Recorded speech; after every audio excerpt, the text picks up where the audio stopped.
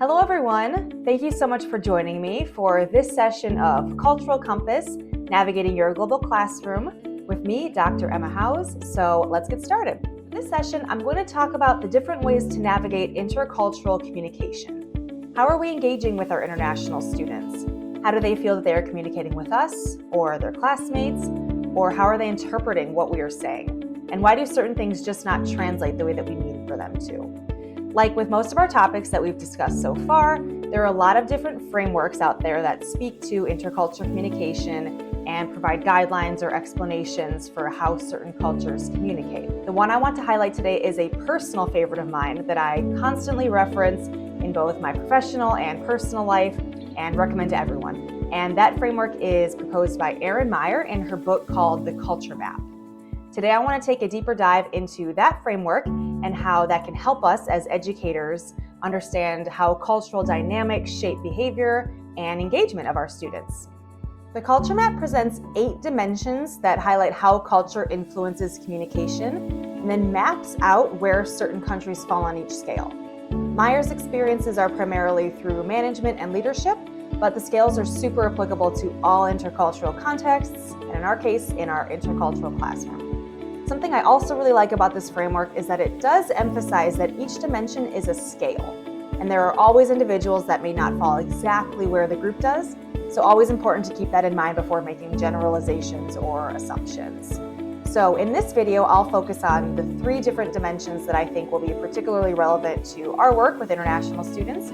Those are the dimensions of communicating, evaluating, and leading. And we'll talk about how they can significantly impact international student participation in your classroom. So first, we'll discuss communication styles.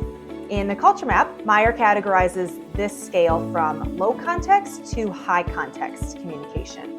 In low context cultures, like in the US, communication is expected to be very direct and explicit and focused on being very clear. And what you are saying is supposedly what you mean. In high context cultures, this is very common in countries like China or Japan, they rely on implicit communication. So things like the context of the situation, tone, or even nonverbal cues can carry just as much weight as actual words can. So if you imagine you're in your classroom with an international student who might be coming from a high context culture in a low context classroom, a direct question like, do you understand this concept, might not elicit the same response that you expect. Instead of saying, no, I don't, a student might nod politely or give a really vague answer in an attempt to save face or avoid confrontation. If this is something you think you might be seeing among some students in your classroom, a couple things you can try will be to pay attention to nonverbal cues or potential patterns that might be appearing in their work that might be suggesting confusion if they are not coming out directly and saying, I don't understand this, or I'm struggling, or I have a question. You can use open-ended questions when facilitating discussions or looking for feedback, like, please explain how you would solve this problem instead of yes/no questions. And ultimately, as we always say, creating an environment where it's okay to ask questions without fear of judgment. This might take some time to develop, but utilizing things like anonymous surveys or check-ins might help with that as well. Next, let's discuss how feedback is given and received, which falls under the evaluating dimension. Cultures differ in how direct they are with criticism. In the US, feedback is often balanced, and we tend to use the compliment sandwich of positive feedback followed by constructive criticism and ultimately ending on a high note. In countries like Germany or the Netherlands, feedback is much more direct, while in others like Korea or Thailand, criticism is softened and delivered very indirectly. An international student who is used to indirect feedback might struggle with what they perceive as a really harsh criticism, even if the intent is to be constructive and to educate.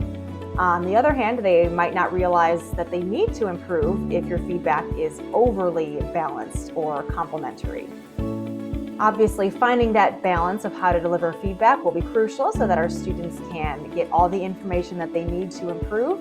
So some things you can try for this will be to clarify the intent of your feedback, so including comments like, I'm sharing this to help you improve, to be more explicit in that way.